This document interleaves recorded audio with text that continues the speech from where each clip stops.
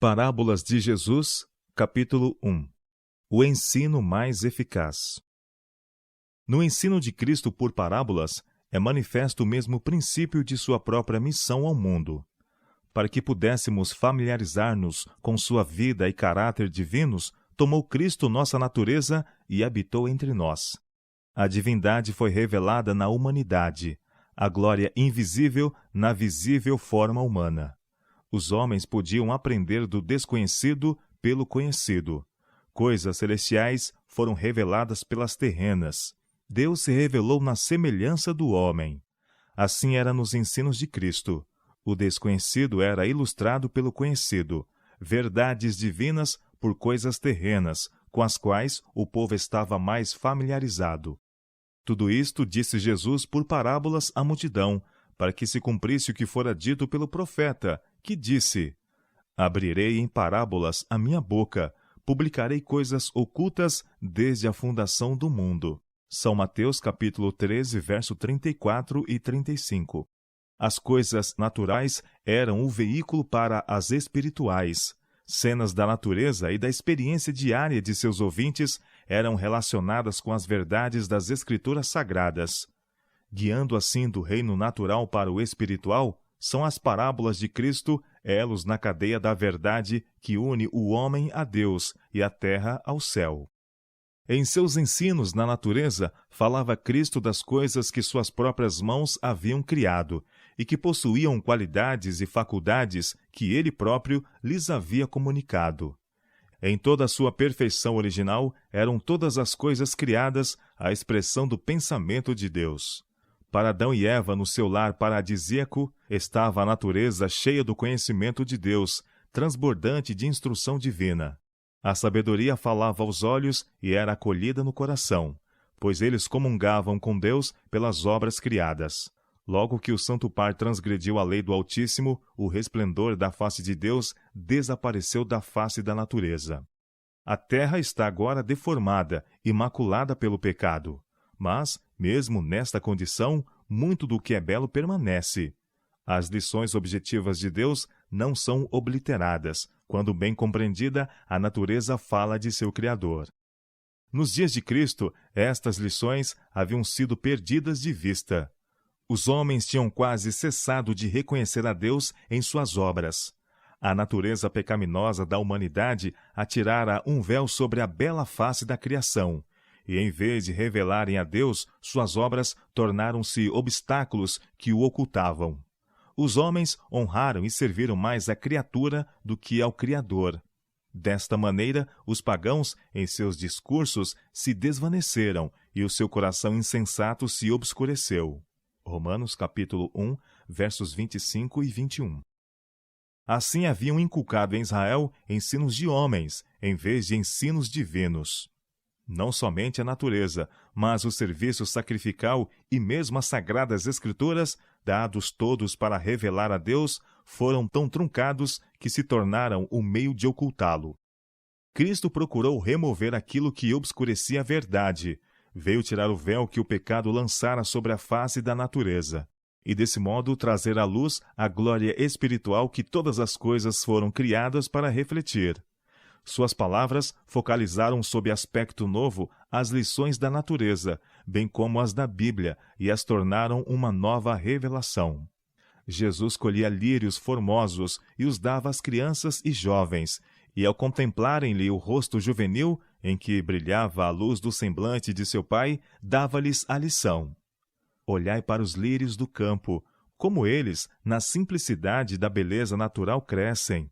Não trabalham, nem fiam, e eu vos digo que nem mesmo Salomão, em toda a sua glória, se vestiu como qualquer deles. A isto seguia então a doce segurança e a importante lição. Pois se Deus assim veste a erva do campo, que hoje existe e amanhã é lançada no forno, não vos vestirá muito mais a vós, homens de pouca fé? Estas palavras no Sermão da Montanha foram dirigidas ainda a outros, além das crianças e jovens. Eram dirigidas a toda a multidão, em cujo meio havia homens e mulheres sobrecarregados de aflições e perplexidades e magoados por desenganos e tristezas. Jesus prosseguiu: Não andeis, pois, inquietos, dizendo: que comeremos, ou que beberemos, ou com que nos vestiremos?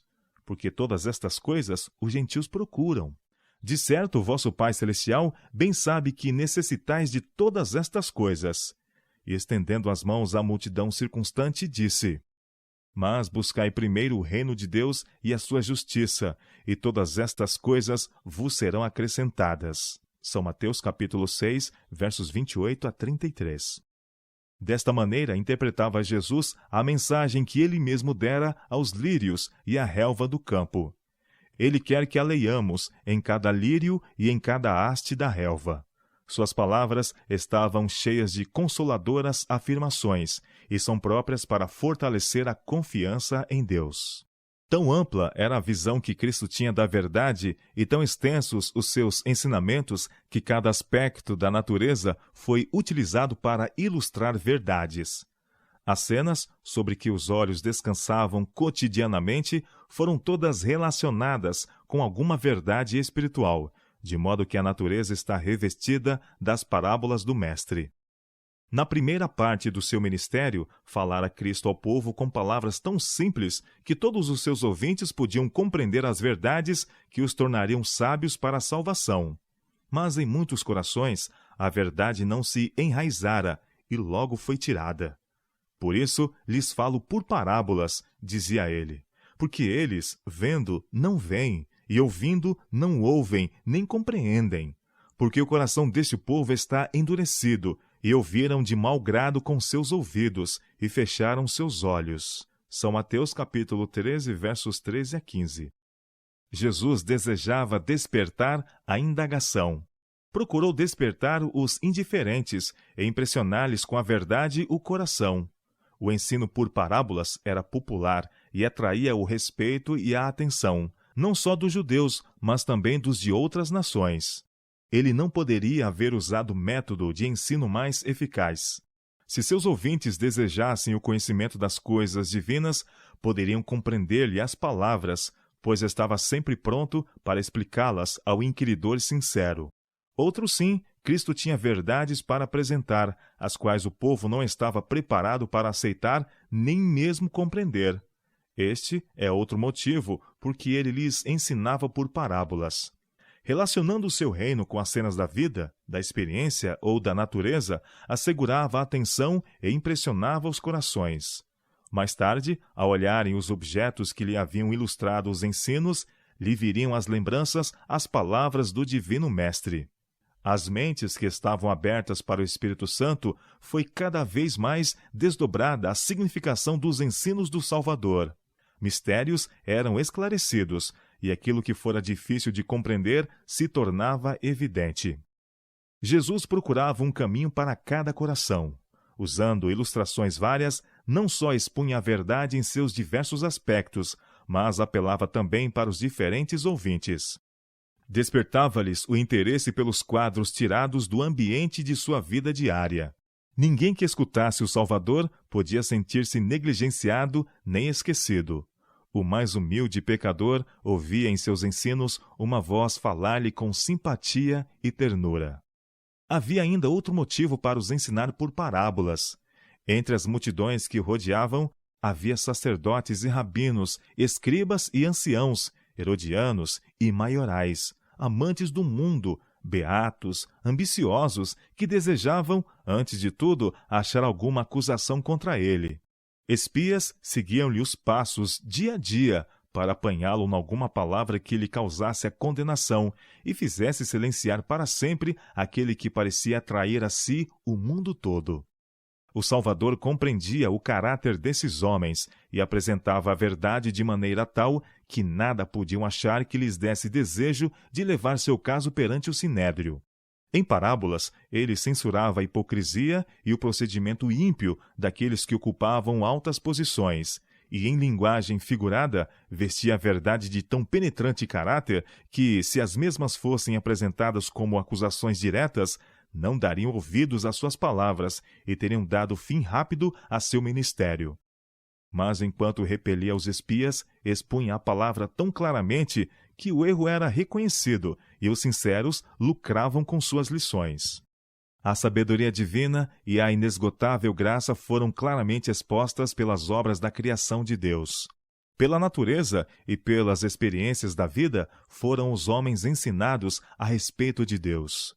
As suas coisas invisíveis, desde a criação do mundo, tanto o seu eterno poder como a sua divindade, se entendem e claramente se veem pelas coisas que estão criadas. Romanos capítulo 1, verso 20. No ensino do Salvador por meio de parábolas, há uma indicação do que constitui a verdadeira educação superior. Cristo poderia ter desvendado aos homens as mais profundas verdades da ciência. Poderia ter revelado mistérios que têm exigido labor e estudo de muitos séculos para penetrá-los. Poderia ter feito sugestões em ramos de ciência que dariam matéria para pensar e estímulo para invenção até ao fim do tempo. Mas não o fez. Não disse coisa alguma para satisfazer a curiosidade ou a ambição dos homens, abrindo portas à grandeza mundana. Em todos os ensinamentos, levava Cristo a mente do homem em contato com a mente infinita.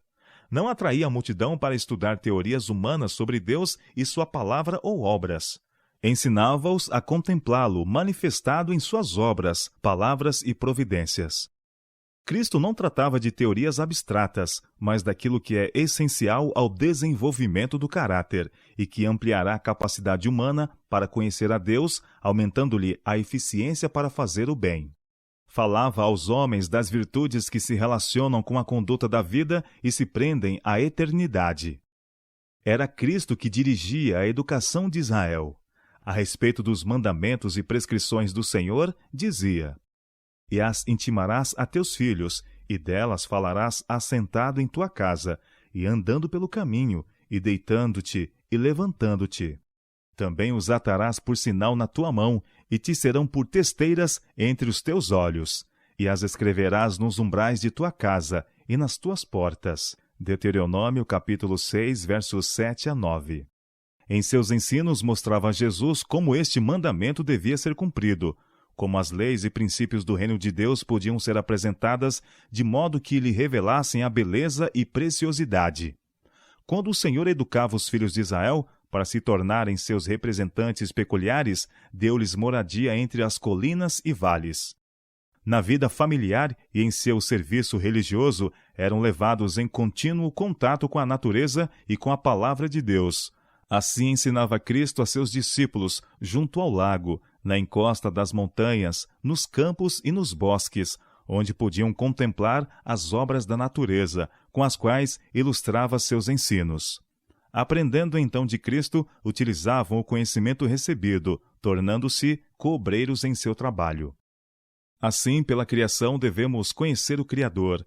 O livro da natureza é um grande compêndio que devemos usar em conexão com as Sagradas Escrituras, para ensinar a outros sobre seu caráter e reconduzir ovelhas perdidas ao redil de Deus.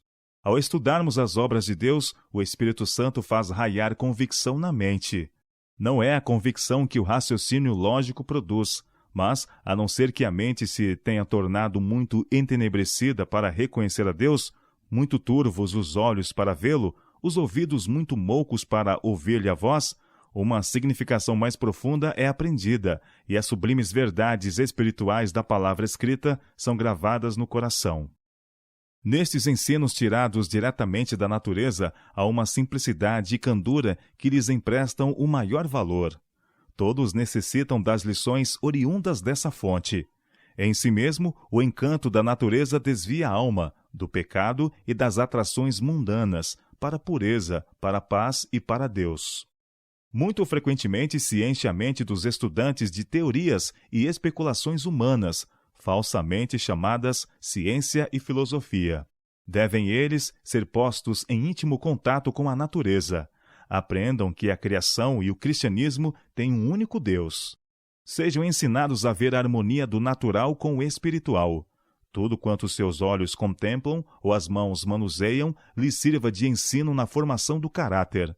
Desta maneira, as faculdades mentais são fortalecidas, desenvolvido o caráter e toda a vida enobrecida. O propósito de Cristo no ensino por parábolas e o propósito do sábado são o mesmo. Deus deu aos homens um memorial de seu poder criador para que o discernissem nas obras de suas mãos. O sábado convida-nos a contemplar, nas obras criadas, a glória do Criador.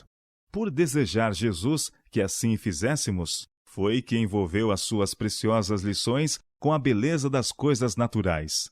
Mais do que em qualquer outro dia, devemos, no santo dia de Deus, estudar as mensagens que Deus para nós escreveu na natureza. Devemos estudar as parábolas do Salvador, onde ele as pronunciou, nos campos e prados, sob céu aberto, entre a relva e as flores. À medida que penetramos no seio da natureza, Cristo nos torna real a sua presença e nos fala ao coração de sua paz e amor.